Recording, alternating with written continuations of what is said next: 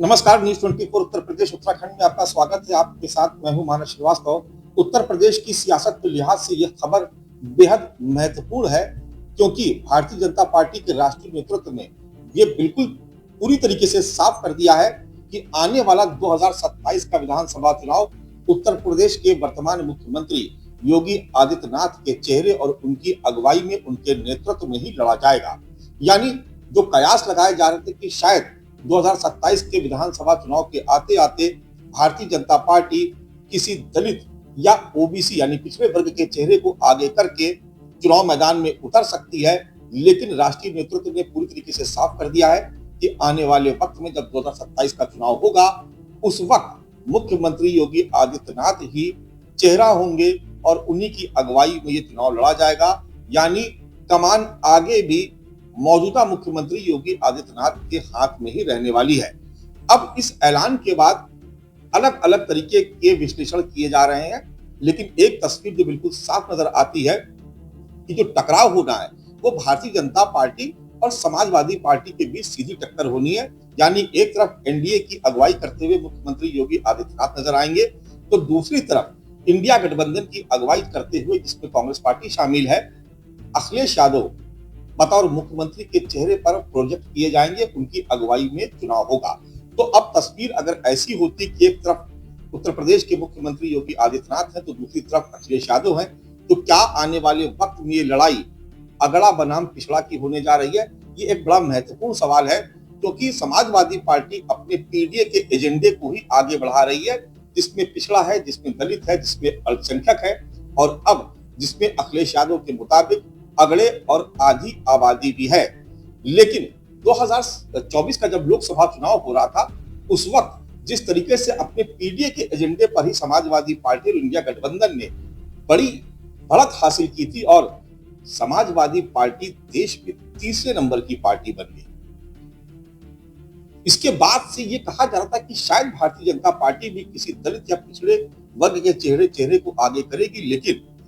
उत्तर प्रदेश की कानून व्यवस्था का सवाल हो या यहाँ के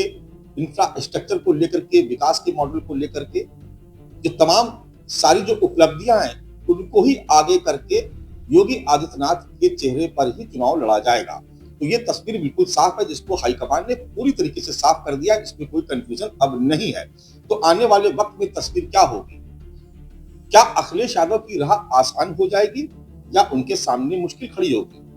क्योंकि मुख्यमंत्री योगी आदित्यनाथ अपने भगवा वस्त्र, अपने जो उनकी संत की जो वेशभूषा है, वो गोरक्षा पीठ के पीठाधीश्वर है और साथ ही कट्टर हिंदुत्ववादी व्यक्ति है। कट्टर हिंदुत्व की जब हम बात करते हैं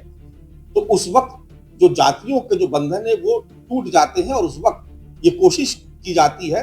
कि मुख्यमंत्री योगी आदित्यनाथ के नेतृत्व में सभी हिंदू जातियां एक साथ समाहित हो जाएं और अपने आक्रामक बयानों को लेकर के, हिंदुत्व को लेकर के जो उनके आक्रामक बयान होते हैं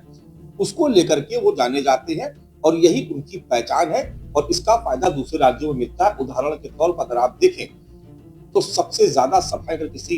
प्रदेश के मुख्यमंत्री की पश्चिम बंगाल के चुनाव में हो रही है तो मुख्यमंत्री योगी आदित्यनाथ, और जब वो वहां जाते हैं तो फिर वो माफियाओं पर बुलडोजर की बात करते हैं, वो गौ हत्या के खिलाफ चलाई जा रही अपनी मुहिम या ऐसे लोगों के खिलाफ वो आक्रामक बयान देते हैं जो गौ हत्या में कभी शामिल हुआ करते थे या जिनके ऊपर ये आरोप लगते रहे किस तरीके से यहाँ पर मुठभेड़ में उनको पैरों में जो ऑपरेशन लंगड़ा का जिसका हम जिक्र करते हैं, बहुत सारी ऐसी घटनाएं हुई। तो कहते हैं कि गौ संरक्षण का काम उनके सरकार में हुआ। पहले गौ तस्करी कितनी बड़ी मात्रा में यहाँ पर होती थी, कितने बड़े पैमाने पर होती थी, उसका वो जिक्र करते, लेकिन अब उत्तर प्रदेश में गौ तस्करी का काम पूरी तरीके से बंद है।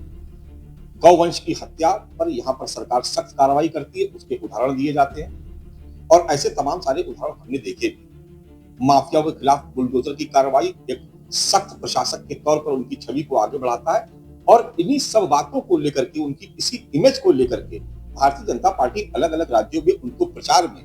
पहली पायदान पर रखती है। और अब भारतीय जनता पार्टी का नेतृत्व उसी कट्टर हिंदुत्व की छवि के साथ और एक लॉ एंड ऑर्डर को लेकर के जो उनकी छवि है, माफियाओं के खिलाफ जो बुलडोजर बाबा की छवि है, उसको आगे रखते हुए 2027 के विधानसभा चुनाव में उतरेगा। तो क्या ऐसे में अखिलेश यादव का पीडीए का फार्मूला कामयाब होगा? क्या 2024 में जिस तरीके से एक नैरेटिव सेट किया गया कि आरक्षण खत्म हो जाएगा, संविधान बदल दिया जाएगा, क्या वो 2027 के